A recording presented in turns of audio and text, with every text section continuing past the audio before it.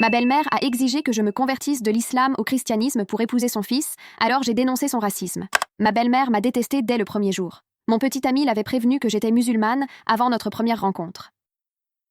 Elle a servi du porc, puis a affirmé qu'elle ignorait que les musulmans ne pouvaient pas en manger. La visite suivante, elle m'a demandé de ne pas porter mon hijab chez elle, car cela manquait de respect au Christ. J'ai cru qu'elle plaisantait. Ce n'était pas le cas. J'ai cessé de lui rendre visite. Elle m'a fait culpabiliser avec des larmes et des promesses d'être meilleure. Contre mon meilleur jugement, je lui ai donné une autre chance. Pendant 1 an, ce fut tolérable. Juste la blague occasionnelle sur les bombes. En tant que musulmane, j'y suis tellement habituée que parfois j'en ris. Elle a pris cela comme un permis d'intensifier. Je l'ai surprise en train de mettre du porc dans ma nourriture. Quand je l'ai confrontée, elle est restée là, sans voix. Mon petit ami et moi sommes partis immédiatement. J'ai coupé tout contact. Pendant 1 an, elle ne m'a pas contacté une seule fois. Puis mon petit ami m'a demandé en mariage, et tout a explosé. Quelques mois après nos fiançailles, mon fiancé s'est assis avec moi. Maman a une requête. Elle dit que ce n'est pas négociable si tu veux m'épouser. T'as quoi? Elle exige que tu sois baptisé, que tu dénonces l'islam, et que tu te convertisses au christianisme. J'ai ri. Elle est sérieuse? Complètement. Dis-lui d'aller se mettre son christianisme là où le soleil ne brille pas. Il m'a serré dans ses bras. Il a dit qu'il me soutenait entièrement. Mais apparemment, il lui a dit exactement ce que j'avais dit, mot pour mot. Hier, elle est apparue chez nous pendant que mon fiancé était au travail, frappant à la porte comme une maniaque. J'ai fait l'erreur de la laisser entrer. Comment oses-tu manquer de respect au christianisme et me dire de le mettre là où le soleil ne brille pas? J'ai en fait gloussé, ce qui l'a mise encore plus en colère. Qu'y a-t-il de drôle à insulter ma foi? Ce qui est drôle, c'est toi. Une adulte qui essaie de contrôler ma vie. J'essaie de sauver ton âme. Tu vas aller en enfer. Selon tes croyances, pas les miennes. Soit tu te convertis, soit il n'y a pas de mariage. Alors tu n'es pas invité. J'apparaîtrai quand même, et je m'y opposerai. Je m'en fiche, tu te convertiras. Tu agis comme une démente. J'arrêterai quand tu te convertiras. Je ne permettrai pas à mon fils d'épouser une étrangère puante. C'en était trop. J'ai explosé. C'est pourquoi ton mari t'a quitté. Ton racisme et ta haine sont dégoûtants. La seule raison pour laquelle ton fils te parle encore, c'est par pitié. Tu es pathétique et tout le monde le sait. Elle est partie en pleurant, hurlant qu'elle s'assurerait que je me convertisse. En quelques heures, elle avait publié sur Facebook des choses concernant son horrible future belle-fille, qui lui avait dit des choses si cruelles. Sans contexte, bien sûr, juste mes mots et à quel point elle était blessée. Les membres de la famille nous ont bombardés de messages de colère. Nous avons donc fait notre propre publication, détaillant chaque incident raciste, chaque commentaire islamophobe, le port forcé, le manque de respect pour le hijab. Nous avons dit que quiconque la soutenait le racisme et l'intolérance. Les excuses ont afflué. Nous avons clarifié dans une autre publication. Elle était bannie de notre mariage. Quiconque s'y opposait pouvait aussi rester à la maison. Ses propres frères l'ont critiquée. Ses amis de l'église étaient horrifiés. Même sa sœur a commenté. « Jane, je t'ai vu harceler cette pauvre fille pendant 3 ans. Tu récoltes ce que tu as semé. » Elle a essayé de limiter les dégâts, prétendant qu'elle avait été mal comprise et qu'elle voulait seulement que son fils soit, sous un joug égal, avec une chrétienne. Mais les gens avaient des captures d'écran d'elle m'appelant terroriste dans d'anciennes publications qu'elle avait oubliées. Puis sont venus les commentaires d'autres ex-petites amies de mon fiancé. Elle avait appelé l'une papiste pour être catholique. Elle a dit que ma famille hindoue adorait des démons.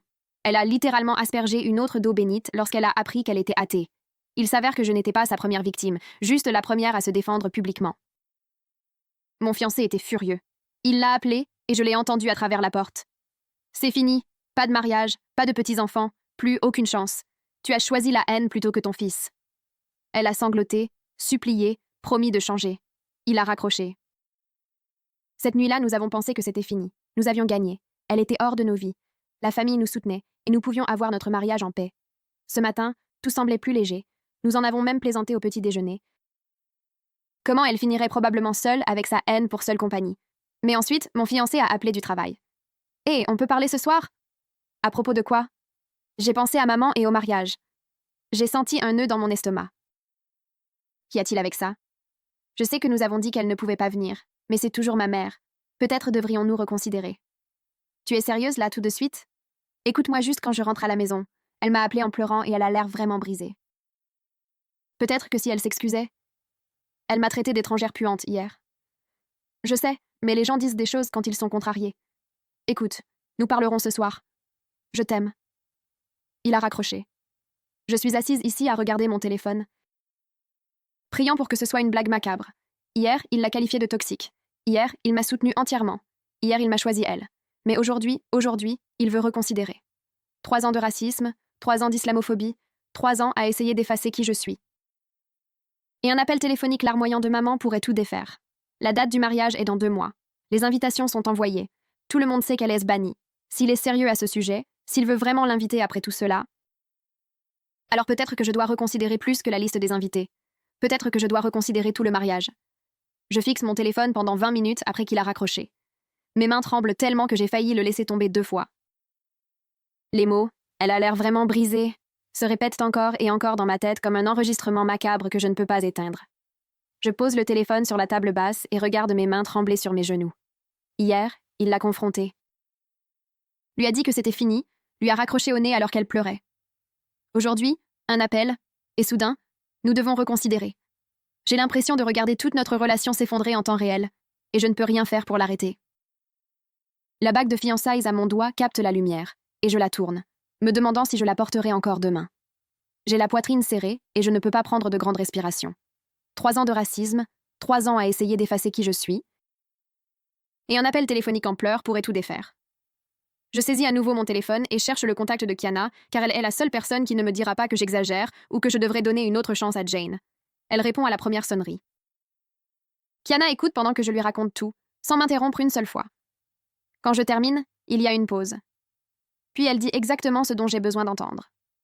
Elle me dit de ne prendre aucune décision avant qu'il ne rentre à la maison et que j'écoute ce qu'il veut vraiment. Elle me rappelle que peut-être il a juste besoin de parler de sa culpabilité, que cela ne signifie pas qu'il ait complètement changé d'avis. Je veux la croire, mais j'ai un nœud dans l'estomac. Nous parlons pendant encore 10 minutes, et elle me fait promettre de l'appeler après qu'il soit rentré à la maison, quelle que soit l'heure tardive. Je raccroche, me sentant un peu moins paniquée, mais toujours effrayée par ce qui s'en vient. Les heures avant qu'il ne rentre à la maison semblent être des jours. Je les passe à errer dans notre appartement, marchant du salon à la cuisine, et inversement. Chaque fois que je passe devant la table de la salle à manger, je vois les invitations de mariage que nous avons écrites la semaine dernière, soigneusement empilées dans une boîte prête à être envoyée. Nous étions tellement sûrs quand nous les avons envoyées, tellement sûrs que nous avions gagné et que Jane était hors de nos vies pour toujours. Je prends une des invitations et passe mon doigt sur les lettres en relief. Nous avons passé des semaines à choisir le design, en veillant à ce qu'il honore nos 2 confessions. Maintenant, je la regarde, me demandant s'il y aura même un mariage. Je la repose et continue de me promener. Je vérifie mon téléphone toutes les 5 minutes, même si je sais qu'il ne sera pas à la maison avant 18h. Le temps passe si lentement. Je commence à penser que l'horloge de mon téléphone est cassée. Je fais du thé que je ne bois pas. J'allume la télévision et je ne peux me concentrer sur rien de ce qui est diffusé. Mon esprit revient sans cesse à sa voix au téléphone. À quel point il avait l'air fatigué. À quel point il était coupable. Cette culpabilité est ce qui m'effraie le plus parce que la culpabilité fait faire des bêtises aux gens. Quand mon fiancé franchit enfin la porte à 18h, il a l'air épuisé et coupable, ce qui me retourne l'estomac à nouveau. Il pose ses clés sur le comptoir et ne me regarde pas vraiment dans les yeux. Il s'assoit à la table de la cuisine et me fait signe de le rejoindre. Je m'assois en face de lui, les mains fermement croisées sur mes genoux pour les empêcher de trembler. Il prend une profonde inspiration et me demande de juste écouter avant de répondre. J'acquiesce, mais je me prépare déjà à ce qu'il est sur le point de dire. Il commence à parler et je sens tout mon corps se tendre. Jane l'a appelé au travail aujourd'hui, sanglotant si fort qu'il pouvait à peine la comprendre. Elle lui a dit qu'elle faisait des crises de panique depuis hier, qu'elle ne pouvait pas dormir, que le perdre était en train de la tuer. Elle a dit qu'elle savait qu'elle avait eu tort et qu'elle voulait arranger les choses. Elle est disposée à s'excuser auprès de moi, disposée à aller en thérapie, disposée à faire tout ce qu'il faut si seulement nous lui permettons d'assister au mariage. La voix de mon fiancé se brise un peu pendant qu'il me dit cela, et je peux voir à quel point sa douleur l'affecte. Il dit qu'elle semblait sincèrement brisée, pas manipulatrice comme d'habitude. Il dit « C'est peut-être l'électrochoc dont elle avait besoin. Peut-être qu'elle est enfin prête à changer. » Je reste assise à écouter et tout en moi crie que c'est exactement la façon dont elle l'a manipulée pendant des années. Mais je garde la bouche fermée, comme promis. Quand il a fini de parler, je prends lentement une respiration et je lui pose une question. Je garde ma voix calme, même si mon cœur bat la chamade. Je lui demande s'il croit vraiment qu'elle a changé ou s'il veut juste le croire parce que c'est sa mère et que c'est plus facile que de gérer la culpabilité. Il ouvre la bouche, la ferme, regarde ses mains. Le silence s'étire entre nous et je connais la réponse avant qu'il ne dise quoi que ce soit. Finalement, il admet qu'il ne sait pas, mais que c'est sa mère, et qu'il se sent coupable de la voir souffrir ainsi. Je souligne que sa souffrance est le résultat direct de 3 ans de racisme et de haine. Pas quelque chose que nous lui avons fait au hasard. Je lui rappelle le porc qu'elle a mis dans ma nourriture, qu'elle m'a traité d'étrangère puante, hier encore, qu'elle a exigé que je me convertisse au christianisme. Je lui demande s'il pense qu'une journée de pleurs efface 3 ans d'abus. Il se met sur la défensive et dit qu'elle essaie, qu'elle n'avait jamais proposé d'aller en thérapie auparavant. Je lui dis qu'essayer n'est pas la même chose que changer, que les mots sont faciles, mais que les actions sont ce qui compte. Nous continuons ainsi pendant 2 heures. Les mêmes arguments en boucle. Il continue de mentionner l'obligation familiale, comment elle l'a élevé seule, comment il est tout ce qu'elle a. Je continue de mentionner le respect de soi, comment je ne devrais pas avoir à mendier la décence humaine de base de ma belle-mère. Il dit que c'est sa mère, et je dis que je suis censée être sa femme. Il dit que peut-être nous pourrions établir des limites, et je dis que nous avons déjà essayé auparavant, et elle les a piétinées. Aucun de nous ne cède d'un centimètre. La cuisine s'assombrit à mesure que le soleil se couche. Mais aucun de nous ne se lève pour allumer les lumières. Nous restons assis là dans l'ombre grandissante, tournant en rond, jusqu'à ce que j'aie la gorge sèche à force de parler. Finalement, je me lève et je lui dis que j'ai besoin d'espace pour réfléchir. Que je vais rester chez Kiana ce soir. Il a l'air blessé et demande si c'est vraiment nécessaire. Je dis « Oui, ça l'est parce que je ne peux pas penser clairement quand je suis aussi contrariée et aussi effrayée. » Il ne discute pas, hoche juste la tête et regarde la table. Cela empire les choses d'une certaine manière parce que j'ai l'impression qu'il choisit déjà sa mère au lieu de se battre pour nous. S'il voulait vraiment que je reste, il se battrait davantage. Il me supplierait de ne pas partir. Au lieu de cela, il reste assis là, l'air misérable et coupable. J'emballe un sac dans notre chambre, je tends des vêtements et mon chargeur de téléphone. Mes mains tremblent à nouveau pendant que je ferme la fermeture éclair du sac. Quand je sors, il est toujours assis à la table dans l'obscurité. Je lui dis que je l'appellerai demain, et il hoche la tête sans lever les yeux. Je sors, et je ferme la porte derrière moi, et le clic du verrou semble trop définitif. Chez Kiana, je m'effondre complètement au moment où elle ouvre la porte. Elle me tire à l'intérieur. Et je pleure si fort que je peux à peine respirer. Tyson sort de la cuisine et prend mon sac pendant que Kiana me guide vers leur canapé. Je leur raconte tout entre 2 sanglots. Comment il veut reconsidérer, à quel point il se sent coupable. Comment il pense que peut-être Jane a vraiment changé cette fois. Kiana me tient la main et me laisse pleurer. Quand je me calme enfin assez pour parler normalement, Tyson s'assoit en face de moi. Il a géré sa propre situation de père toxique il y a des années. Il a coupé les ponts avec son père après des années d'abus. Il me regarde sérieusement et dit quelque chose qui me frappe en pleine poitrine. Il me dit que les gens qui vous aiment ne vous demandent pas de compromettre votre identité pour leur faciliter la vie. Il dit « L'amour véritable vous protège. Il ne vous met pas en danger pour que quelqu'un d'autre se sente à l'aise. » Il dit « Si mon fiancé ne peut pas voir cela, alors peut-être que je dois réfléchir sérieusement si ce mariage est vraiment ce que je veux. » Je me réveille le lendemain matin sur le canapé de Kiana avec la nuque raide et les yeux bouffis à force de pleurer. Elle est déjà dans la cuisine en train de préparer du café et l'odeur me soulève du canapé, même si je veux rester enterrée sous la couverture pour toujours.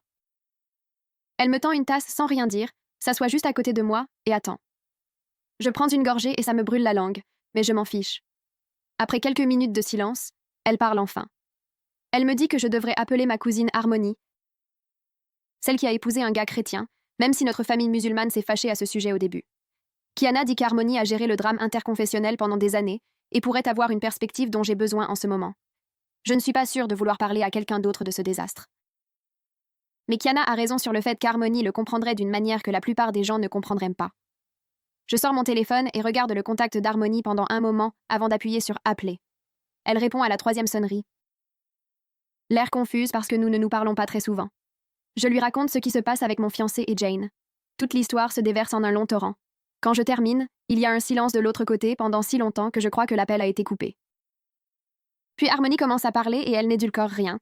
Elle me dit que la famille de son mari a accepté sa foi dès le premier jour où elle les a rencontrés. Sa mère posait des questions sur l'islam parce qu'elle voulait sincèrement comprendre, non pas parce qu'elle cherchait des munitions à utiliser contre Harmonie. Plus tard, son père lui a dit qu'elle était la bienvenue à leur table exactement comme elle était, hijab et tout. Harmonie dit que cette acceptation est la seule raison pour laquelle leur mariage fonctionne, car elle n'a jamais eu à défendre son droit d'exister en tant que telle dans sa propre maison. Elle n'a jamais eu à se demander si son mari la choisirait elle plutôt que ses parents lorsque les choses deviendraient difficiles. Le contraste avec ma situation me frappe comme un coup de poing dans l'estomac.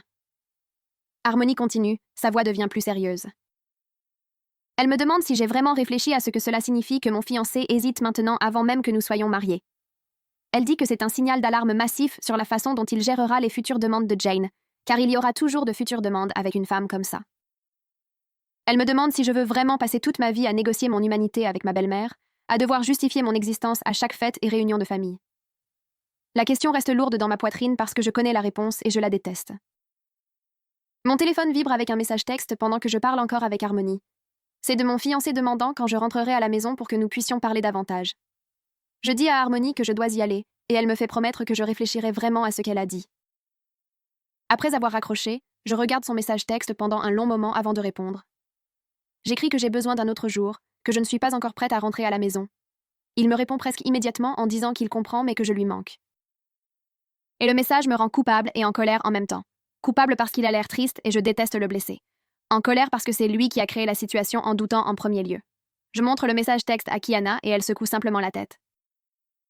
Nous passons le reste de la journée à parcourir mes documents de planification de mariage, étalés sur sa table à manger. Le contrat de la salle avec l'acompte que nous ne pouvons pas récupérer. L'accord de traiteur avec le menu halal que le chef a passé des semaines à perfectionner pour nous. La liste d'invitations avec tous les invités qui savent déjà que Jane est bannie. Le photographe que nous avons réservé il y a 1 an. Les fleurs, le gâteau, le DJ, tout planifié et payé et se sentant soudain si incertain. Regarder tous ces papiers rend tout réel d'une manière que cela ne l'était pas auparavant. Je pourrais avoir à annuler ce mariage. Je pourrais avoir à appeler tous ses fournisseurs et à leur dire « N'importe, le mariage est annulé ». L'idée me donne envie de vomir. Kiana pose sa main sur la mienne et me demande si je vais bien. Je ne vais pas bien. Mais je ne sais pas comment expliquer la façon spécifique dont je ne vais pas bien, alors je hoche simplement la tête. Cette nuit-là, j'envoie un message texte à mon fiancé à nouveau.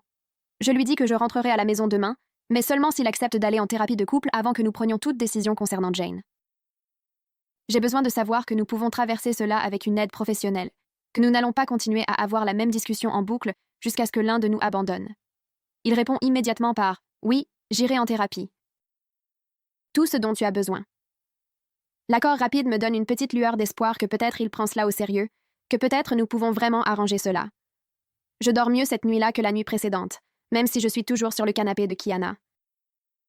Le lendemain matin, j'emballe mon sac et Kiana me ramène à la maison. Elle me serre dans ses bras avant que je ne sorte de la voiture et me dit de l'appeler si j'ai besoin de quoi que ce soit à tout moment. Je monte à notre appartement et j'ouvre la porte. Je ne suis pas sûre de ce que je vais trouver. L'appartement est impeccable. Il a tout nettoyé, même la salle de bain, qu'il évite généralement. Il y a le dîner qui cuit sur la cuisinière, des pâtes avec la sauce que j'aime de l'endroit italien en bas de la rue. C'est sa façon de montrer qu'il se soucie quand il n'a pas les mots. Et normalement, je fondrais. Aujourd'hui, cela me rend juste triste parce que nettoyer et cuisiner ne peut pas réparer ce qui est cassé entre nous. Nous mangeons dans un silence maladroit à la table de la cuisine. Nous avons tous les deux peur de commencer une autre dispute. Les pâtes n'ont pas de goût, même si je sais qu'elles sont bonnes. Après le dîner, il sort son téléphone et me montre les messages de Jane. Il y en a des dizaines. De longs paragraphes sur à quel point elle est désolée. Des versets de la Bible sur le pardon et la famille, de vieilles photos de son enfance. Je les fais défiler et je vois exactement ce qu'elle fait. Elle travaille sur ses émotions de manière systématique, appuyant sur chaque bouton de culpabilité qu'elle a installé en lui pendant 30 ans à l'élever seule. Je souligne qu'elle ne s'excuse pas réellement pour son racisme ou son islamophobie. Elle regrette seulement de l'avoir blessé et d'avoir causé des problèmes dans notre relation. Elle se concentre sur sa douleur, pas sur ses actions ou ma douleur. Il regarde à nouveau les messages, les lisant vraiment cette fois au lieu de simplement réagir à eux. J'observe son visage changer lorsqu'il réalise que j'ai raison. Elle n'a pas dit un seul mot pour me respecter ou respecter ma foi. Elle n'a pas reconnu qu'il était mal de me traiter de « étrangère puante ». Elle est juste triste parce que son comportement a des conséquences pour elle. Nous passons l'heure suivante à chercher des thérapeutes spécialisés dans les relations interconfessionnelles et les conflits familiaux. Nous en trouvons un appelé Sheldon Carson qui a de bonnes critiques et de l'expérience avec des situations comme la nôtre. Il a un rendez-vous d'urgence disponible dans 3 jours. Nous le réservons immédiatement. Ces 3 jours sont comme marcher sur des œufs dans notre propre maison. Nous sommes polis l'un envers l'autre, attentifs à ne pas provoquer une autre dispute. Mais il y a une distance entre nous qui n'existait pas auparavant. Nous dormons dans le même lit, mais nous ne nous touchons pas. Nous mangeons ensemble, mais nous ne parlons pas vraiment. L'appartement semble plus petit d'une certaine manière, comme si les murs se resserraient. Je le surprends à regarder son téléphone plusieurs fois, et je sais que Jane lui envoie toujours des messages textes, travaillant toujours sur lui, essayant toujours de manipuler son chemin de retour dans nos vies. Je retourne au travail le lendemain parce que rester assise à la maison a pensé à tout empire les choses. Ma collègue Faye me trouve dans la salle de repos en train de fixer mon café comme s'il contenait des réponses. Elle s'assoit en face de moi et attend que je lève les yeux. Je lui donne la version courte, la version vraiment courte sur mon fiancé qui veut reconsidérer d'interdire à sa mère raciste d'assister à notre mariage. Le visage de Faye passe par environ 5 expressions différentes avant de se fixer sur l'inquiétude. Elle me parle de son ami qui a annulé un mariage 2 semaines avant la date, parce que son fiancé continuait de défendre ses parents racistes. L'ami avait tout essayé. La thérapie et les limites, et de longues conversations, mais son fiancé revenait toujours à trouver des excuses pour eux. Faye dit que son amie a appelé cela la décision la plus difficile mais la meilleure qu'elle ait jamais prise. Je me sens mal en entendant cette histoire parce qu'elle ressemble exactement à la mienne. Comme si quelqu'un copiait ma vie et me montrait la fin que je ne veux pas voir. Je continue de penser à l'ami de Faye pendant le reste de la journée, me demandant si je regarde mon propre avenir. La date du mariage est dans 2 mois et j'imagine déjà l'annuler. Je rejoue déjà cette conversation dans ma tête. Je rentre chez moi en silence parce que même la musique semble trop forte. Mon fiancé est déjà là quand j'entre, préparant le dîner comme si tout était normal. Nous mangeons ensemble et je ne peux pas m'empêcher de me demander si c'est ce que l'ami de Faye a fait aussi. Assise en face de son fiancé, faisant semblant que tout allait bien alors qu'elle savait que ce n'était pas le cas. Cette nuit-là, la nuit avant notre rendez-vous de thérapie, mon fiancé ne peut pas dormir. Je l'entends se tourner et se retourner pendant 1 heure avant qu'il ne parle enfin. Il me dit qu'il a fait des rêves sur son enfance où Jane pleure et il ne peut pas la réconforter, où il est petit à nouveau et responsable de son bonheur. Il décrit ses rêves en détail, comment en eux elle est toujours hors de sa portée et il lui manque toujours. J'écoute et je réalise que c'est beaucoup plus profond que cette seule dispute actuelle au sujet du mariage. C'est 30 ans de conditionnement, 30 ans d'elle le rendant responsable de ses émotions. Traduction du récit en français. Il avait 6 ans lorsque son père est parti, et elle l'a transformé en sa personne de soutien émotionnel, son thérapeute, sa raison d'être. J'étends la main et je lui tiens la main dans l'obscurité, ressentant de la sympathie pour le petit garçon qui a dû porter ce poids, mais ressentant aussi la peur que ce petit garçon dirige encore ses décisions maintenant. Mon téléphone vibre le lendemain matin alors que je me prépare à aller travailler. C'est un message texte de Jane, puis un autre, puis 3 autres en succession rapide. Je les ouvre et commence à lire ces longs messages sur la façon dont elle s'est éduquée sur l'islam, comment elle veut construire des ponts, comment elle comprend maintenant qu'elle a commis des erreurs. Les mots sonnent bien en surface, mais le ton sous-jacent est la même voix condescendante qu'elle a toujours utilisée avec moi. Elle utilise des phrases comme « J'apprends que votre peuple, et je n'avais pas réalisé que votre culture », comme si l'islam était un concept étranger exotique au lieu d'une religion mondiale majeure. Elle parle d'avoir regardé un documentaire et lu un article comme si cela faisait d'elle une experte maintenant. Chaque message a cette nuance qu'elle me fait une faveur en essayant de comprendre, comme si je devais être reconnaissante qu'elle fasse cet effort. Je fais des captures d'écran de tous et les envoie à Kiana. Elle m'appelle immédiatement et souligne ce que je ressentais déjà mais ne pouvais pas exprimer avec des mots. Jane essaie de contourner mon fiancé pour me manipuler directement. Elle teste si je vais répondre, si je vais interagir avec elle, si elle peut créer une relation séparée avec moi qui contourne leurs limites. Kiana suggère de ne pas répondre du tout. De la laisser simplement en « lu » et de la laisser se demander. Cela me semble juste, mais aussi terrifiant parce que je connais Jane assez bien pour savoir qu'elle va escalader. Le silence n'est pas quelque chose qu'elle gère bien. Je montre les messages textes à mon fiancé ce soir-là et j'observe sa mâchoire se crisper en les lisant. Il ne savait pas qu'elle m'envoyait des messages textes.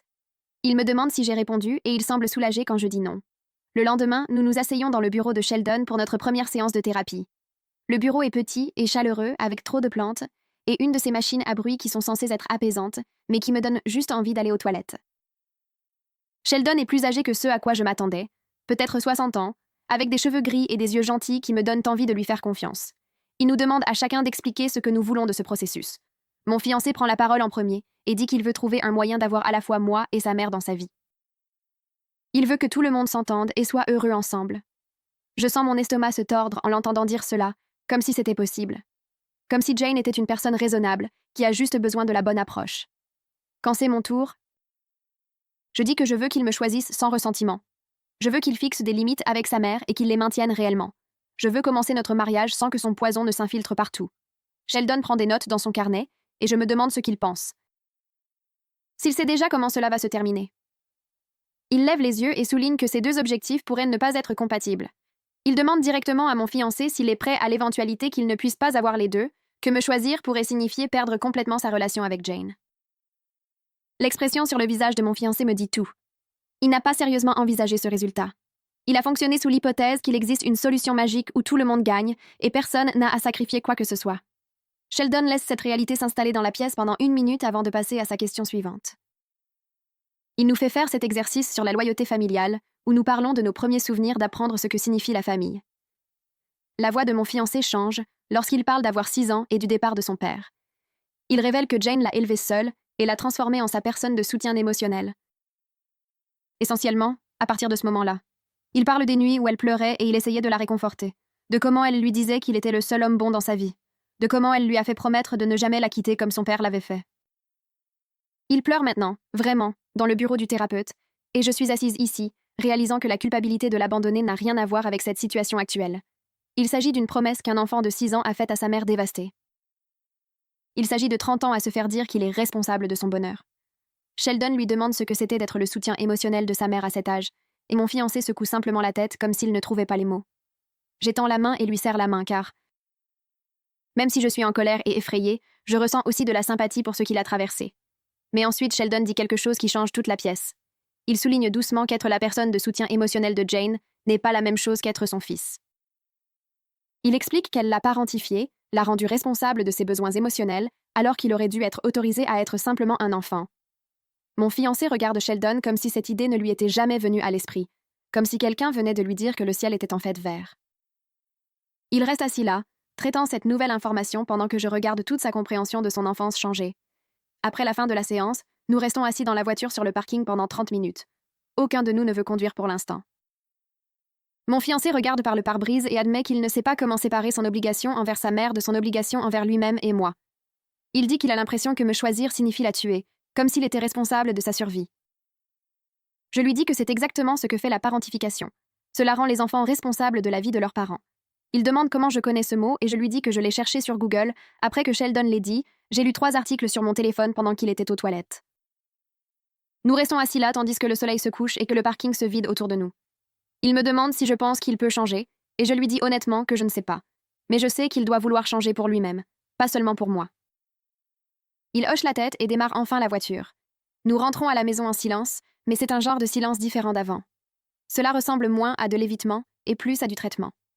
Quand nous arrivons à la maison, il va directement dans la chambre et je l'entends au téléphone. Je ne peux pas distinguer les mots, mais à son ton, je sais qu'il parle à Jane. J'attends dans le salon, le cœur battant, me demandant si c'est là que tout s'effondre. Je l'entends raccrocher et marcher vers la chambre. Il sort 20 minutes plus tard et s'assoit à côté de moi sur le canapé sans rien dire. J'attends qu'il m'explique à qui il parlait, mais il regarde juste ses mains. Finalement, je demande ce que Jane a dit, et il secoue la tête comme s'il essayait de l'éclaircir. Elle lui a dit qu'elle était au lit depuis 3 jours, incapable de manger ou de dormir. Elle a dit qu'elle priait constamment pour que Dieu change mon cœur. Elle a affirmé qu'elle était allée voir son pasteur pour obtenir des conseils et qu'il lui avait dit que parfois il faut laisser partir ce qu'on aime le plus pour le sauver. Mon fiancé répète cette dernière partie 2 fois comme s'il essayait de déchiffrer ce que cela signifie. Je souligne que cela ressemble à ce que son pasteur lui a dit de se retirer et qu'elle le déforme en quelque chose de complètement différent. Il hoche lentement la tête et admet que c'est probablement vrai, mais que le fait d'entendre sa voix l'a fait se sentir à nouveau comme un enfant, comme s'il était responsable de réparer sa douleur. Nous restons assis là en silence pendant un moment, et je peux sentir le poids de 30 ans de culpabilité assis entre nous sur le canapé. Le lendemain soir, Danielle appelle pendant que nous dînons. Mon fiancé la met sur haut-parleur et elle semble furieuse dès le départ. Elle nous dit que Jane a appelé les membres de la famille toute la journée, disant que je la persécutais pour sa foi chrétienne. Danielle dit que Jane dit à tout le monde que nous essayons d'effacer ses croyances et de la forcer à accepter le péché. Apparemment, elle a créé toute une histoire dans laquelle elle est la victime de discrimination religieuse, et je suis une sorte d'extrémiste. Danielle continue de s'excuser et dit qu'elle n'arrive pas à croire que sa propre sœur mentirait ainsi. Mon fiancé demande pourquoi Jane ne peut tout simplement pas nous laisser tranquilles. Et j'entends de la vraie colère dans sa voix au lieu de l'attitude défensive habituelle. Danielle dit qu'elle ne sait pas, mais qu'elle voulait que nous l'entendions d'elle avant que d'autres membres de la famille ne commencent à appeler. Après avoir raccroché, je regarde mon fiancé et je le vois diriger sa frustration vers la bonne personne pour une fois. Il dit qu'il en a marre que sa mère l'oblige à choisir entre la défendre et défendre la réalité. Le soulagement que je ressens est si fort que j'en ai presque le vertige. Notre deuxième séance de thérapie a lieu 3 jours plus tard, et Sheldon demande à mon fiancé ce qu'il pense qu'il se passera si Jane vient au mariage. Mon fiancé commence à dire qu'elle se comportera parce que c'est un jour si important, mais il s'arrête en pleine phrase. Il reste assis là en silence pendant un long moment, avant d'admettre qu'il n'a aucune preuve réelle qu'elle se retiendra. Sheldon hoche la tête et demande quelle preuve il a sur la façon dont elle se comporte dans des situations importantes. Mon fiancé énumère l'incident du port. Le commentaire sur le hijab, le fait de se présenter chez nous en criant, les publications Facebook, Le fait d'appeler les membres de la famille avec des mensonges. Pendant qu'il parle, j'observe son visage changer comme s'il voyait un schéma qu'il n'avait jamais remarqué auparavant. Sheldon demande s'il y a une raison de croire que le mariage serait différent de ces autres situations, et mon fiancé ne trouve pas de réponse. Puis Sheldon se tourne vers moi et me demande ce que je crains le plus à propos du mariage. Je lui dis que je crains que Jane ne s'oppose pendant la cérémonie ou ne provoque une scène pendant la réception. Je décris comment chaque fois que je pense à marcher dans l'allée, je l'imagine se lever et crier que j'entraîne son fils en enfer. J'explique que cette peur est en train d'empoisonner ce qui devrait être le jour le plus heureux de ma vie et que je ne peux même plus profiter de la planification. Mon fiancé semble dévasté pendant que je parle et je peux le voir réaliser ce que son hésitation m'a coûté. Il tend la main pour prendre la mienne et la serre fort comme s'il essayait de communiquer quelque chose qu'il ne peut pas encore dire à voix haute. Sheldon nous laisse avec ce sentiment pendant 1 minute complète avant de reprendre la parole. Il nous donne des devoirs avant de partir. Mon fiancé doit écrire chaque limite que Jane a violée et ce qu'il a fait en réponse à chaque fois. Je dois écrire ce dont j'ai besoin de lui pour me sentir en sécurité pour aller de l'avant avec le mariage. Sheldon dit d'être précis et honnête, même si cela semble dur ou effrayant. Nous rentrons à la maison en silence, et je peux dire que nous craignons tous les deux ces devoirs. Travailler sur les devoirs les jours suivants est brutal pour nous deux. Je m'assieds à la table de la cuisine pendant que mon fiancé travaille dans la chambre parce que nous avons convenu que nous avions besoin d'espace pour penser clairement. Parfois, je l'entends faire des bruits de frustration ou se lever pour marcher. Quand il me montre enfin sa liste 3 jours plus tard, elle fait 3 pages avec sa petite écriture. Il s'arrête sans cesse pendant que je la lis pour dire qu'il n'arrive pas à croire qu'il l'ait laissé faire certaines choses. Il y a des incidents que je ne connaissais même pas.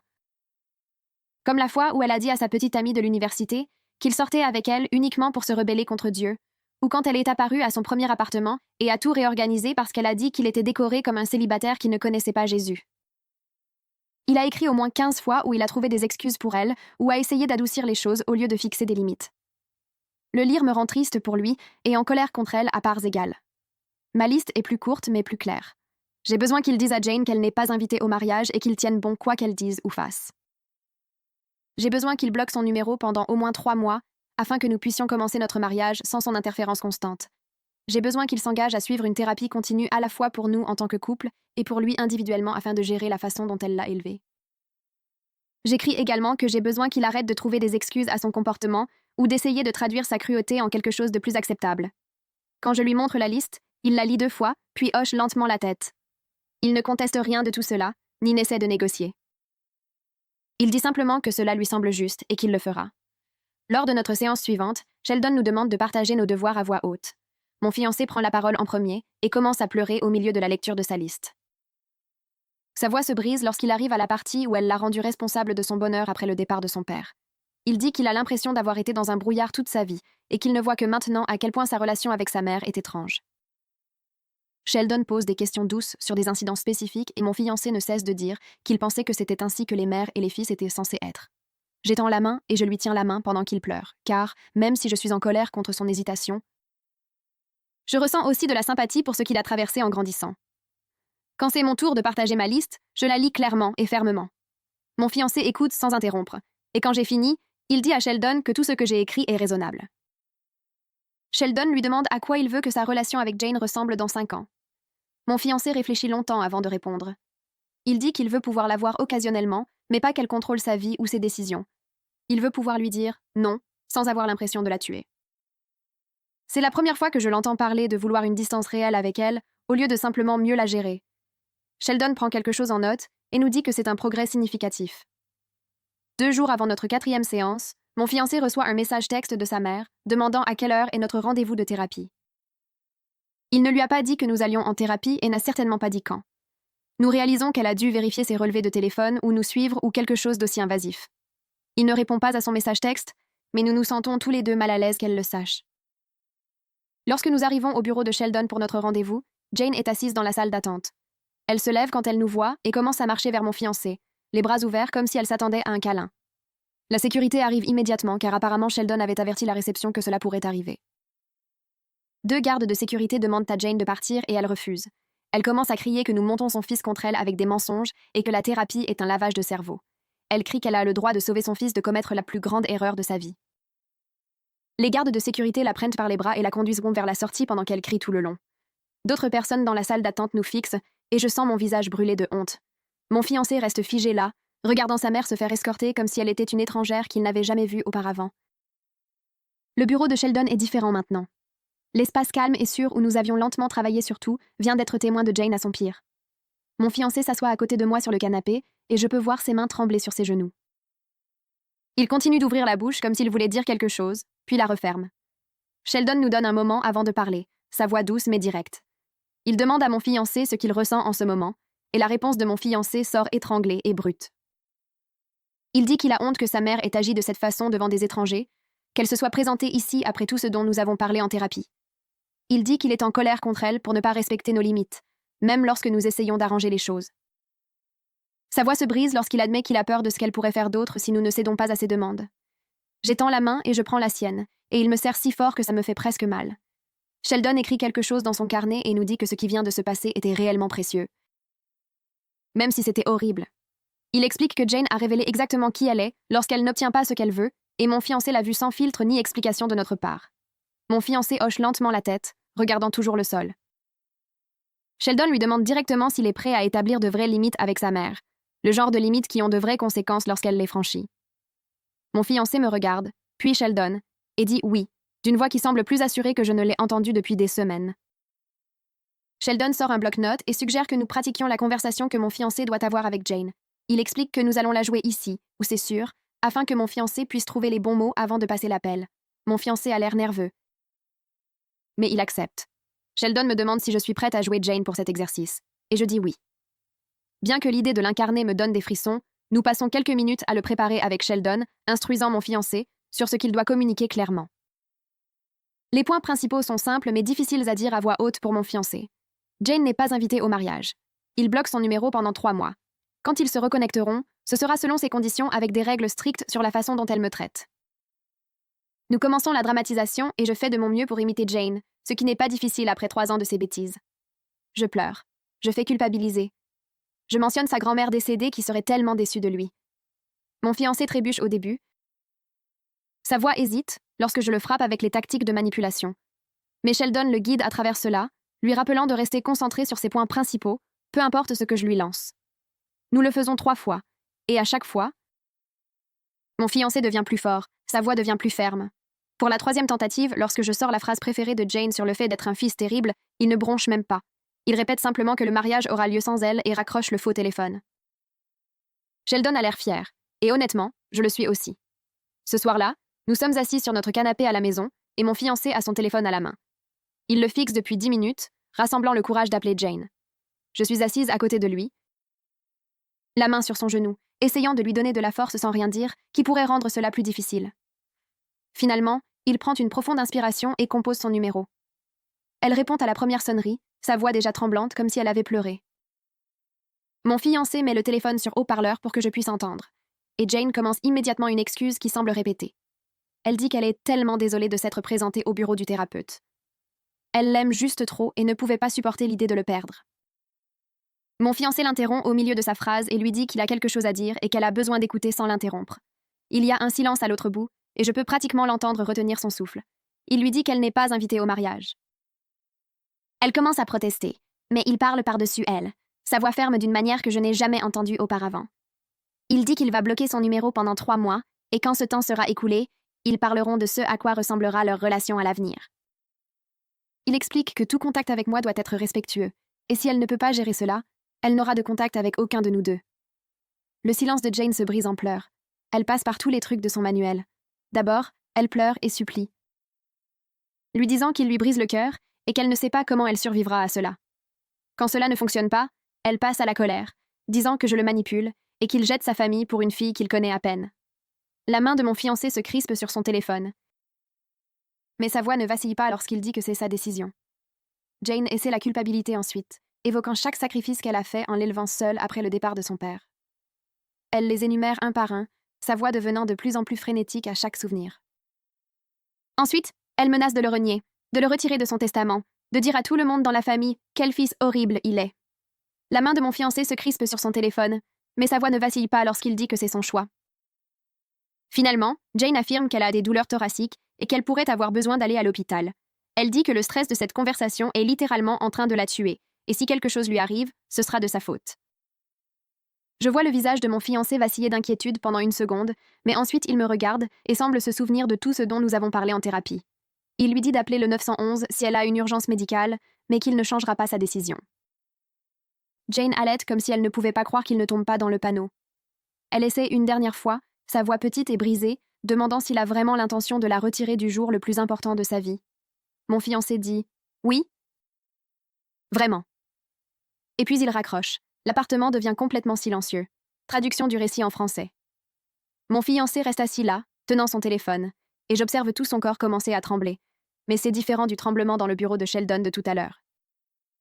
Cela ressemble à du soulagement mêlé à de l'adrénaline, comme s'il venait de survivre à quelque chose de terrifiant et en était sorti de l'autre côté. Il pose son téléphone sur la table basse et bloque le numéro de Jane là, devant moi. Son doigt est ferme sur l'écran. Quand il a fini, il se tourne vers moi et ses yeux sont humides, mais il sourit presque. Il dit qu'il ne lui a jamais fait face comme ça de toute sa vie. Sa voix se brise lorsqu'il admet à quel point il était effrayé, mais aussi à quel point il s'est senti juste de finalement lui dire non, sans s'excuser. Sans donner d'explication et sans essayer de la faire se sentir mieux à ce sujet. Je le serre dans mes bras, et je le sens s'effondrer contre moi. Toute la tension se drainant de son corps d'un coup. Nous restons assis ainsi pendant très longtemps, juste enlacés pendant qu'il traite ce qui vient de se passer. Il me dit qu'il n'arrêtait pas d'entendre la voix de Sheldon dans sa tête, lui rappelant de s'en tenir à ses points principaux. Et chaque fois que Jane essayait une nouvelle tactique de manipulation, il la reconnaissait grâce à notre séance de pratique. Il dit qu'il n'aurait pas pu le faire sans cette préparation, sans moi assise à côté de lui pour le soutenir. Je lui dis que je suis fière de lui, et je le pense plus que presque toute autre chose. Les jours suivants, nous avons l'impression de vivre dans un appartement complètement différent. Le lourd nuage qui planait sur nous depuis l'appel téléphonique en pleurs de Jane s'est finalement levé. Nous rions à nouveau ensemble. De vrais rires qui ne sont pas forcés ou qui ne cachent pas l'attention. Nous dînons ensemble et nous parlons du mariage sans ce nœud d'anxiété au ventre à l'idée qu'elle gâche tout. Un soir, nous faisons la vaisselle côte à côte et il fait une blague stupide sur ma technique de séchage de vaisselle horrible et je l'éclabousse d'eau savonneuse. Cela se transforme en un jeu où nous rions tous les deux si fort que nous pouvons à peine respirer. Et puis nous nous embrassons contre le comptoir, comme nous le faisions quand nous avons commencé à sortir ensemble. Nous finissons au lit, et c'est différent de ce que c'était depuis des semaines. Il n'y a pas de tension entre nous, pas de préoccupation tacite concernant sa mère qui rôde en arrière-plan de chaque contact. Après, nous restons allongés à parler de plans de lune de miel et de lesquels de nos amis vont définitivement se saouler et se faire honte à la réception. Il me dit qu'il se sent plus léger que depuis des mois, peut-être des années. Je lui dis que je peux le voir sur son visage, comment le stress constant de gérer Jane ne l'épuise plus. Nous restons éveillés tard à regarder des photos du lieu de mariage sur mon ordinateur portable. Vraiment excités par notre jour de mariage au lieu de le craindre. Mon téléphone sonne pendant que je prépare le café et je vois le nom de Danielle sur l'écran. Je réponds et elle commence immédiatement, me disant que Jane fait un effondrement total avec la famille élargie. Apparemment, Jane a appelé tout le monde à qui elle pouvait penser, pleurant que son fils l'avait abandonnée et bannie du mariage pour rien. Danielle dit que la majeure partie de la famille soutient notre décision, surtout après que les publications Facebook ont exposé le comportement de Jane. Elle me dit que les propres frères et sœurs de Jane en ont assez de son drame et de son intolérance, et plusieurs d'entre eux ont contacté directement mon fiancé pour lui dire qu'ils seraient au mariage et qu'ils étaient heureux qu'il ait enfin fixé des limites. Danielle semble presque jubilatoire lorsqu'elle décrit comment Jane a essayé de faire pression sur mon fiancé par ses amis de l'église pour qu'il change d'avis, mais même eux n'étaient pas disposés à s'impliquer après avoir vu ses commentaires racistes en ligne. Elle dit que Jane est isolée maintenant d'une manière qu'elle ne l'a jamais été auparavant, et que c'est entièrement de sa faute. Je remercie Danielle pour la mise à jour, et pour nous avoir soutenus dans tout cela. Elle me dit qu'elle sait depuis des années que Jane avait besoin que quelqu'un lui tienne tête, et qu'elle est heureuse que son neveu ait enfin trouvé le courage de le faire. Après avoir accroché, je dis à mon fiancé ce que Danielle a dit, et je peux voir le soulagement sur son visage de savoir que sa famille élargie nous soutient. Au travail le lendemain, je trouve Faye dans la salle de repos et je lui raconte tout ce qui s'est passé. Je lui explique la séance de thérapie, l'apparition de Jane et le fait qu'elle ait été escortée par la sécurité, l'appel téléphonique de mon fiancé, où il a finalement fixé de vraies limites. Faye me fait un câlin juste à côté de la machine à café et dit qu'elle est fière de nous pour avoir fait le travail difficile. Elle me dit que la plupart des couples auraient abandonné ou cédé à ce stade, mais que nous avons tenu bon et nous nous sommes battus pour notre relation. Son soutien signifie plus qu'elle ne le sait probablement parce que je me suis sentie tellement seule pendant toute cette affaire. La plupart de mes amis ne comprennent pas vraiment. Ils pensent juste que j'aurais dû quitter mon fiancé la première fois qu'il a hésité. Mais Faye comprend que les vraies relations sont désordonnées et compliquées, et que parfois le bon choix est de rester et de se battre ensemble contre les choses difficiles. Elle me demande des nouvelles de la planification du mariage, et je réalise que je suis maintenant vraiment excitée d'en parler au lieu d'être anxieuse. Nous passons toute notre heure de déjeuner à regarder des photos de ma robe et des décorations de la salle sur mon téléphone, et cela semble normal et heureux d'une manière que cela ne l'avait pas été depuis des semaines. Ce soir-là, mon fiancé reçoit un message texte de quelqu'un appelé Enrique. Je demande qui c'est, et il m'explique que c'est son meilleur ami d'enfance, à qui il n'a pas beaucoup parlé ces dernières années. Enrique a appris par le réseau familial les limites que mon fiancé a fixées avec Jane et a voulu prendre contact. Mon fiancé le rappelle et met le téléphone sur haut-parleur pour que je puisse écouter. Enrique semble sincèrement heureux et dit à mon fiancé qu'il est content qu'il ait finalement tenu tête à sa mère. Puis il dit quelque chose qui nous laisse tous les deux silencieux. Il explique que Jane est la raison pour laquelle ils ont cessé d'être des amis proches en premier lieu. À l'université, Enrique a commencé à sortir avec une fille que Jane n'approuvait pas, et Jane s'est donnée pour mission de convaincre mon fiancé qu'Enrique était une mauvaise influence. Elle appelait constamment, se présentait à son appartement sans prévenir, faisait des scènes devant la petite amie d'Enrique. Finalement, il a été plus facile pour mon fiancé de prendre ses distances avec Enrique que de gérer l'interférence constante de Jane. Enrique dit que même à l'époque, il comprenait que ce n'était pas vraiment la faute de mon fiancé, que Jane contrôlait ses relations depuis qu'ils étaient enfants. Il mentionne d'autres amis qui se sont éloignés au fil des ans parce que Jane a rendu les choses trop difficiles pour qu'ils restent proches. Mon fiancé semble dévasté d'entendre cela. Comme s'il réalisait à quel point sa mère a contrôlé sa vie sans même qu'il s'en rende compte. Une fois l'appel avec Enrique terminé, nous nous asseyons ensemble sur le canapé et mon fiancé reste silencieux pendant un long moment. Je peux le voir tout traité, reliant des points qu'il n'avait jamais vus auparavant. Il commence à parler d'autres amitiés qui se sont estompées, de relations qui ont pris fin pour des raisons qu'il ne pouvait pas tout à fait comprendre à l'époque. Il réalise maintenant que Jane était toujours là en arrière-plan, créant du drame ou rendant les choses difficiles jusqu'à ce que les gens abandonnent et partent. Il me parle de son ex-petite amie que Jane a traitée de adoratrice de démons parce qu'elle faisait du yoga et lisait des cartes de tarot, de son colocataire d'université qui a cessé de venir après que Jane l'ait accusé de vol, de la fille avec qui il est sorti au lycée et sur la famille de laquelle Jane a répandu des rumeurs à l'église. Chaque histoire me fait mieux comprendre sa lutte. Cela me fait voir à quel point la manipulation de Jane est profonde. Il ne s'agissait pas seulement de moi et de notre mariage. Cela a été toute sa vie avec Jane, le coupant systématiquement de quiconque pourrait défier son contrôle sur lui. Je ressens plus de compassion pour à quel point cela a été difficile pour lui, combien de courage il lui a fallu pour finalement rompre ce schéma. Nous parlons tard dans la nuit de ce à quoi nous voulons que notre famille ressemble, du genre de foyer que nous voulons construire ensemble. Il dit qu'il veut que nos enfants grandissent entourés de personnes qui les aiment sans condition, qui célèbrent leurs choix au lieu d'essayer de les contrôler.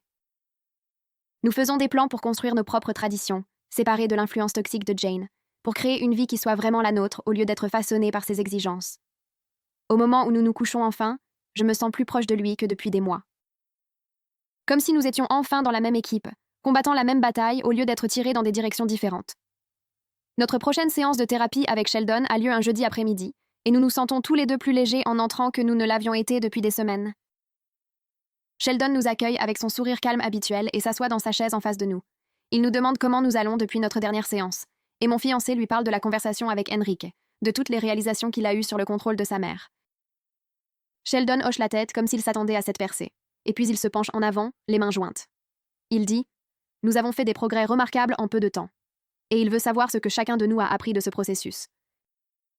Mon fiancé prend la parole en premier, et sa voix est ferme lorsqu'il parle. Il dit qu'il a appris qu'aimer quelqu'un ne signifie pas accepter ses abus, qu'il peut se soucier de sa mère tout en se protégeant lui-même et moi de sa toxicité. Il parle de la façon dont il a toujours pensé qu'établir des limites signifiait qu'il était cruel, mais qu'il comprend maintenant que les limites sont en fait un acte d'amour pour lui-même et pour notre relation. Je suis fière de lui pendant qu'il parle, voyant à quel point il a grandi en seulement quelques semaines. Quand c'est mon tour, je dis à Sheldon que j'ai appris que la volonté de croissance de mon partenaire est plus importante que son point de départ. J'explique que j'étais tellement concentrée sur le fait qu'il avait hésité, qu'il avait envisagé de laisser Jane revenir, que j'ai failli manquer de voir à quel point il travaillait dur pour changer ses schémas. Je dis, j'ai appris que la croissance n'est pas linéaire, que parfois les gens ont besoin de trébucher avant de pouvoir vraiment avancer. Sheldon semble satisfait des deux réponses et nous dit que le travail que nous avons fait ensemble montre un réel engagement à construire une base saine. Nous passons le reste de la session à parler de notre avenir, de ce qui se passe après le mariage. Mon fiancé évoque le fait que Jane essaiera probablement de refaire surface à un moment donné, qu'elle ne disparaîtra pas pour toujours. Je suis d'accord et je dis à Sheldon que je m'inquiète de la façon dont nous allons gérer cela lorsqu'elle tentera de s'immiscer à nouveau. Sheldon demande si nous serions intéressés à poursuivre la thérapie après le mariage, comme un moyen de continuer à développer les outils dont nous aurons besoin pour ces futurs défis. Nous disons tous les deux oui immédiatement, et cela fait du bien de savoir que nous n'affronterons pas cela seuls. Sheldon dit qu'il a confiance dans notre base maintenant, que nous avons montré que nous pouvions traverser des choses difficiles ensemble. Il nous rappelle que l'objectif n'est pas de ne jamais avoir de conflits, mais de gérer les conflits de manière saine.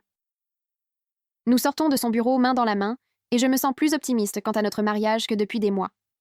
3 semaines avant le mariage, nous nous asseyons ensemble à notre table de cuisine avec notre ordinateur portable ouvert.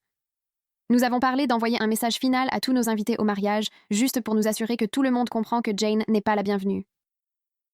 Mon fiancé rédige l'email pendant que je regarde par-dessus son épaule et nous faisons des allers-retours sur la formulation jusqu'à ce que cela semble juste. Le message est clair et direct. Nous réaffirmons que Jane est bannie de notre mariage et expliquons que toute personne qui l'amènerait ou l'aiderait à y assister sera immédiatement priée de partir. Nous disons que nous savons que cela met les gens dans une position inconfortable, mais que notre jour de mariage est censé être une célébration de notre amour, et non la gestion du comportement de sa mère. Mon fiancé clique sur « Envoyer » et nous regardons tous les deux l'écran pendant 1 minute en nous demandant comment les gens vont réagir. En 1 heure, les réponses commencent à arriver. Elles sont toutes positives. Danielle nous répond en disant qu'elle est fière que nous tenions bon. Mes amis de l'université disent qu'ils bloqueront personnellement Jane si elle tente quoi que ce soit. Même certains membres de la famille élargie de mon fiancé, des personnes qui étaient initialement contrariées par le drame Facebook, envoient des messages disant qu'ils comprennent et soutiennent notre décision. Lire toutes les réponses me remplit d'émotion. Et mon fiancé m'entoure de ses bras par derrière pendant que je suis assise à table. Il me murmure que nous allons nous en sortir, que nous avons beaucoup de monde de notre côté. Quelques jours plus tard, ma cousine Harmonie et son mari arrivent pour nous aider avec les préparatifs finaux du mariage. Les voir franchir notre porte est un soulagement, comme si le soutien arrivait après avoir lutté seule pendant trop longtemps. Harmonie me serre fort dans ses bras et me dit qu'elle pense à nous constamment depuis notre appel téléphonique. Son mari serre la main de mon fiancé et commence immédiatement à nous aider à organiser le plan de table avec lequel nous luttions. Pendant le dîner ce soir-là, Harmonie et son mari nous racontent des histoires sur leur propre mariage interconfessionnel, sur les défis qu'ils ont rencontrés avec les 2 familles. Les voir ensemble, voir à quel point leur mariage est solide après 5 ans, me donne un véritable espoir pour notre avenir. À un moment donné, son mari s'adresse à mon fiancé et dit quelque chose qui fait vraiment mouche. Il dit que faire face à une famille toxique n'est pas un événement ponctuel, c'est une pratique continue. Il explique que même maintenant, des années plus tard, il doit encore fixer des limites avec certains parents qui ne respectent pas la foi d'Harmonie. Mon fiancé écoute attentivement et je peux le voir absorber cette perspective, comprenant que ce que nous faisons maintenant n'est que le début d'un processus à vie. Le week-end suivant, Kiana et Tyson organisent un petit dîner d'avant-mariage pour nous chez eux, avec nos amis les plus proches. Entrer dans leur maison et voir toutes ces personnes que nous aimons réunies me donne envie de pleurer de bonheur. Kiana a préparé un repas incroyable et Tyson installe la salle à manger pour que nous puissions tous nous asseoir ensemble. Pendant le dîner, les gens se relaient pour porter un toast à nous et chaque discours porte sur notre courage et la protection de notre relation. Une de mes amies du travail parle à quel point il a été inspirant de nous voir fixer des limites avec Jane. Une autre amie dit qu'elle a appris de notre exemple qu'il est acceptable de couper les ponts avec les membres de la famille toxique. Mon fiancé me serre la main sous la table, et quand c'est son tour de parler, il remercie tout le monde d'être la famille que nous avons choisie. Il dit qu'il comprend enfin la différence entre les parents de sang et la vraie famille, et que tout le monde dans cette pièce est la vraie famille. Je regarde toutes ces personnes, des gens qui nous respectent et nous aiment vraiment, et je me sens enveloppée de soutien d'une manière que je n'ai jamais vécue auparavant. La semaine suivante, l'imam que je connais depuis l'enfance vient à notre appartement pour discuter de la partie islamique de notre cérémonie. J'étais nerveuse à propos de cette réunion parce que je veux que mon fiancé comprenne à quel point ces traditions sont importantes pour moi, et je craignais qu'il ne se sente maladroit ou déplacé. Mais dès l'arrivée de l'imam, mon fiancé est engagé et respectueux. Il pose des questions réfléchies sur ce que signifie chaque partie de la cérémonie, sur la raison pour laquelle certaines prières sont récitées, sur la façon dont il doit participer. L'imam explique tout patiemment, et je peux voir mon fiancé essayer sincèrement de comprendre et d'honorer ma foi. À un moment donné, l'imam parle de l'importance du respect mutuel dans un mariage interconfessionnel. Et mon fiancé hoche la tête sérieusement. Il dit à l'imam qu'il s'engage à soutenir ma pratique de l'islam, qu'il veut que nos futurs enfants connaissent les 2 traditions. L'entendre dire cela, voir tous les efforts qu'il déploie pour comprendre ce qui compte pour moi, me fait réaliser que c'est tout ce que je voulais depuis le début. C'est ce dont j'avais besoin de Jane et que je n'ai jamais obtenu. Ce respect fondamental pour qui je suis. 2 semaines avant le mariage, nous sommes allongés dans le lit un soir, lorsque mon fiancé se tourne vers moi, avec ce regard triste sur son visage. Il admet qu'il se sent triste que sa mère ne soit pas au mariage, qu'en dépit de tout, il y a une partie de lui qui souhaite que les choses soient différentes. Je ressens une vague de sympathie pour lui car je vois qu'il est en train de faire un véritable deuil. Je le serre dans mes bras pendant qu'il parle de la mère qu'il aurait aimé avoir, celle qui serait excitée par notre mariage au lieu d'essayer de le détruire. Il pleure un peu et je le laisse simplement faire, lui frottant le dos et écoutant. Il dit qu'il sait que bannir Jane est nécessaire, qu'il ne remet pas en question cette décision, mais qu'il avait quand même besoin de reconnaître la tristesse. Je lui dis que c'est normal de faire son deuil, que vouloir une meilleure mère ne signifie pas qu'il doive accepter celle qu'il a réellement. Nous restons ainsi longtemps, et je me sens plus proche de lui dans ce moment de vulnérabilité que dans n'importe lequel de nos moments heureux. Quelques jours plus tard, nous recevons une lettre par la poste de la part d'amis de l'église de Jane. L'enveloppe a une adresse d'expéditeur que je ne reconnais pas. Et quand nous l'ouvrons, il y a une longue lettre sur la prière et la réconciliation.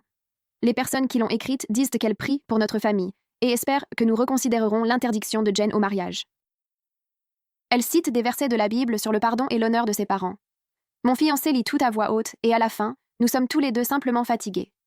Nous nous regardons et sans rien dire, nous marchons tous les deux vers la poubelle de la cuisine. Mon fiancé déchire la lettre en deux et la jette, et je jette l'enveloppe derrière. Il dit qu'il en a fini de laisser les opinions des autres dicter nos choix, et je lui dis que je suis fière de lui. Nous ne parlons plus de la lettre. La semaine du mariage arrive et tout commence soudainement à se mettre en place d'une belle manière. Le traiteur halal appelle pour confirmer notre menu, et ils ont ajouté un dessert spécial en cadeau de mariage. Le coordinateur de la salle envoie des photos de la façon dont ils ont préparé l'espace, et cela semble parfait.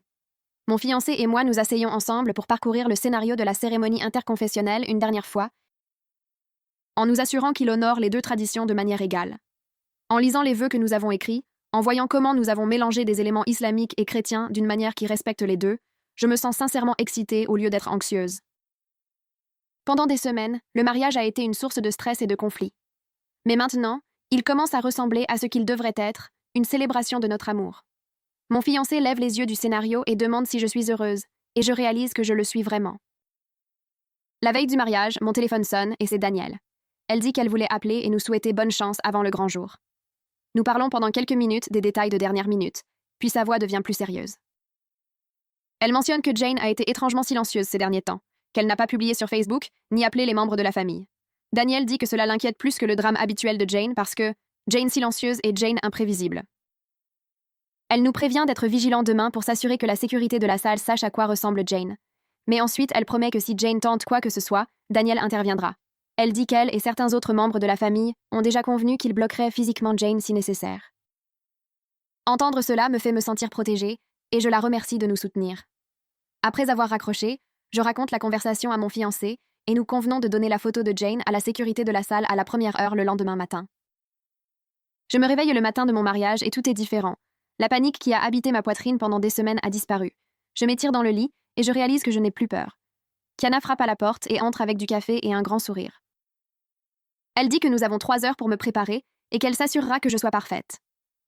Nous nous asseyons par terre dans la chambre d'hôtel et elle commence à étaler mes vêtements de mariage. Le hijab que j'ai choisi est d'une belle couleur crème, avec de petites perles cousues dans le tissu. Lorsque je le tiens, je me sens fière au lieu d'être sur la défensive. Pendant 3 ans, Jane a essayé de me faire honte de qui je suis, et je ne l'ai jamais laissé gagner. Kiana m'aide avec le maquillage et me fait rire constamment avec des histoires sur ses propres désastres de mariage. Elle me dit que me voir tenir tête à Jane a changé sa façon de penser à ses propres limites avec les gens difficiles. Au moment où je suis habillée et qu'elle attache mon hijab, je me sens prête. Je me regarde dans le miroir et je vois exactement qui je veux être. La cérémonie commence à 14 heures, et quand j'entre dans la salle, je vois tous ceux que nous aimons assis là à attendre. Notre imam se tient d'un côté de l'autel, et le ministre que nous avons choisi se tient de l'autre. Ils se sourient comme de vieux amis, même s'ils se sont rencontrés hier. Mon fiancé se retourne au début de la musique, et son visage affiche cette expression où je peux voir qu'il essaie de ne pas pleurer. Je marche dans l'allée et personne ne s'oppose. Jane n'est pas là. Elle n'est pas venue causer de problème ou faire une scène. La cérémonie est exactement ce que nous avions prévu. L'imam lit des versets du Coran sur l'amour et le partenariat. Le ministre parle de 2 personnes d'horizons différents construisant quelque chose de nouveau ensemble. Lorsque nous disons nos vœux, je promets de respecter ses croyances et il promet de protéger les miennes. Tout le monde dans la salle pleure à la fin. Nous sommes déclarés mari et femme, et lorsque nous nous embrassons, les gens applaudissent si fort que la coordinatrice doit les calmer tous. La réception a lieu dans le même bâtiment, et ils ont tout décoré avec des touches des 2 cultures. Pendant le dîner, mon mari se lève pour faire un discours. Il remercie tout le monde d'être venu et de nous avoir soutenus pendant ce qu'il appelle une période difficile. Il ne prononce pas le nom de Jane, mais tout le monde sait à qui il fait référence. Il dit que construire une vie avec moi vaut chaque conversation difficile qu'il a dû avoir et chaque limite qu'il a dû fixer. Il dit qu'il n'a jamais été plus certain d'aucune décision que de nous choisir. Moi et notre avenir ensemble.